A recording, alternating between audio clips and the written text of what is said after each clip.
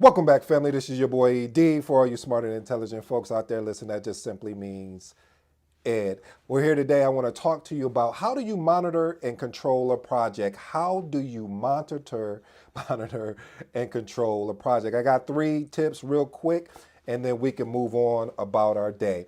So, first tip is the importance of monitoring and controlling. You got to look at it from the processes. So there's 5 processes. You have initiate, plan, execute, monitor and controlling, and closing. Monitor and controlling, in my humble opinion, is the process of where you're measuring, you're checking, you're double checking, you're triple checking, you're having these conversations. Basically, what you're doing, and here comes point number 1, I'm serving it up. Reviewing the status, and that status could be meaning a whole lot of different things, meaning the status of your budget, the status of how your team is performing. Because I'm going to tell you, family, when you become a project manager, if you're not already one, you have to have a filter of trust. What is a filter of trust? I probably should have listed that. This is a bonus one. I wasn't even going to talk about it, but it just hit me when I was thinking of it. Is a filter of trust is that you're going to have a team of people, and they're going to come to you directly, and they're going to share things secretively with you, that are ethical, but that they may be going through. Like, they may be frustrated with another team member. Why is this person not doing what they're supposed to do? It seems like I'm always, and you have to have the discernment, the courage to be able, and really, let me say this too. As a project manager, you have to have that active listening skill set. I mean, that is something, and for somebody like me that's a talker, I had to work on this for years, because I would be so busy talking that I wasn't even listening to what someone was saying. And so as a project manager, you want to have that active listening system in place, because your team is going to come to you, like I said, directly, and talk to you about other team members, and you have to be able to conceal that to a point where you don't allow it to affect your judgment of way you see a team member that's on your team. But if the team member is right, you probably will have to take some action and hold that person accountable, or start in a way of creating a system to hold them accountable. Anyway, point number 2 is evaluating potential obstacles. Now listen, I've seen a lot of people fire up projects and start projects, and they don't even take the time to do a proper risk register. Or, I mean, you ain't even got to do a risk register, meaning like you don't have to call it a risk register, but they don't even take the time just to outline. Now I've seen it where they'll do it on the project charter. They'll list a couple of risks, but they won't take the time to expand upon that. Once they get all of the stakeholders together, they just go.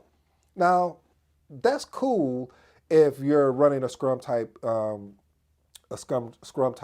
project where you can do that, because you can get quick feedback. But I don't agree with that when you're doing a waterfall approach, where you're building on top of each thing as you grow, or I should say as you go. So when I've seen where I'm running into projects where they don't even take the time to look at potential obstacles right away, if once I'm in the driver's seat, that's the first thing we're looking at. Matter of fact, I start my calls off with talking about, hey team, are there any potential risks that you've seen? And let's look at our risk register, to see what are there any risks that may actually happen, or occurring, or about to happen. Because a lot of times people forget about risks, because they forget about them because they're like, well, nothing is happening, but you don't know what is actually going on. So you may assume nothing is happening, but let's say when somebody on the team makes a decision to say, oh, well, with this particular widget, I'm going to add this particular piece, and you don't catch it, and it goes out to the customer. So I'm using that as a small example to say to the simple point of, it's very important that we're constantly looking at risk, because as you know, a risk can eventually turn into an issue if we're not careful. And all risks are not bad. I'll say that again. I said it in this video. I said it in other videos.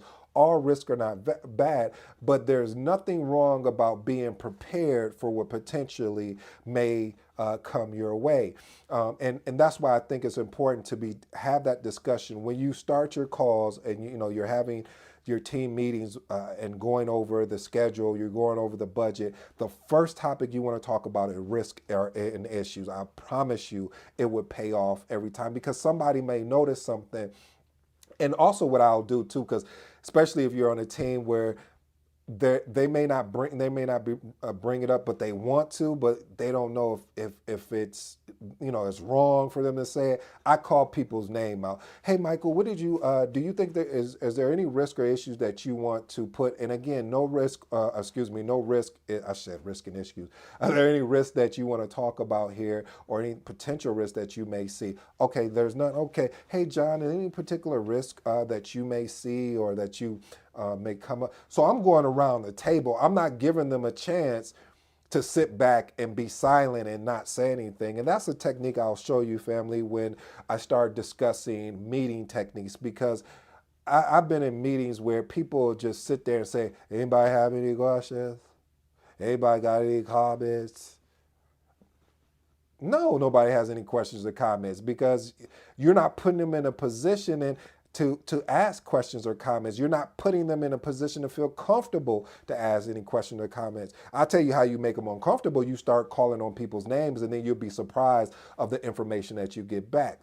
But I'll digress on that. That, like I said, that video is coming. The last and third final point is keeping to the schedule and staying within budget. The reason why you want, why you want to monitor and control a project is because, again, going back to those triple constraints of being able to monitor your budget, monitor the schedule effectively, that you're not overpaying or you're not displacing money where it doesn't need to be. And also you're holding people accountable for what they said they were going to do. So if Michael told me, hey, I plan on making this deliverable within a week, and a week from today is this particular date, I'm following up with Michael. If you're exceptional project manager, which we preach here and which we teach here, is that you would want to send 2 to 3 reminders leading up to the date of the actual task that's due, because there's no excuses. I don't leave no room for excuses. Somebody say, well,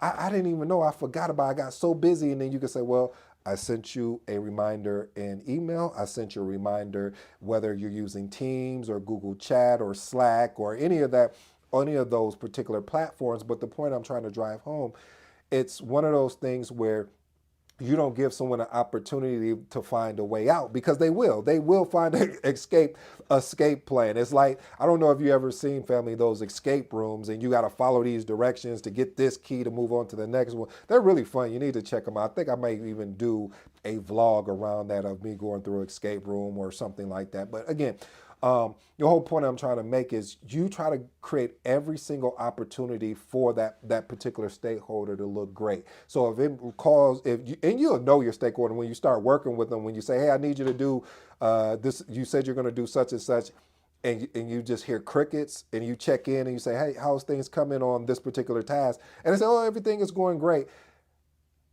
There's a problem. You say, well, why is there a problem? Because when someone says everything is going great, again, this is years of experience. You say, well, could you explain to me what is going great about it? So it's just asking a follow-up question, but making sure that you are controlling these efforts, that you're monitoring these efforts, will allow you to have a more successful project. At any time that you lose, take your eyes off of these things. Once we transition from executing into monitor controlling, and you're not paying attention to these things, whew, boy, I'm here. I'll be a mentor for you to help you work through it, but I could have saved you some trouble if you watch this video right here all the way through the end. And saving you some trouble is saying, making sure you're holding the people accountable and holding yourself accountable for making sure that you're not going over budget, that you're staying within schedule, that you're delivering on time, or even better yet, if you're delivering before what the end date of the schedule is actually supposed to end. So, family, I challenge you today, as you're listening to this, start thinking through your project. And once the project is up, as far as, there's been some execution within the project of the particular item. I mean, all projects are, again, different. So, but once you get into that executing phase and then you transition into the monitor controlling, I'm telling you the areas that you need to focus on, because a lot of times we'll take our eye off of that because we're having success of or seeing that something is being done or being made. So make sure you keep your eye on that schedule. Make sure you're watching your budget and everything, and understand that scope of making sure that they don't start adding on features and benefits that were not supposed to be added on there, or even the customer wasn't even looking for them. So when you're focusing on those triple constraints with regards to making sure you're monitoring and controlling, you will have a much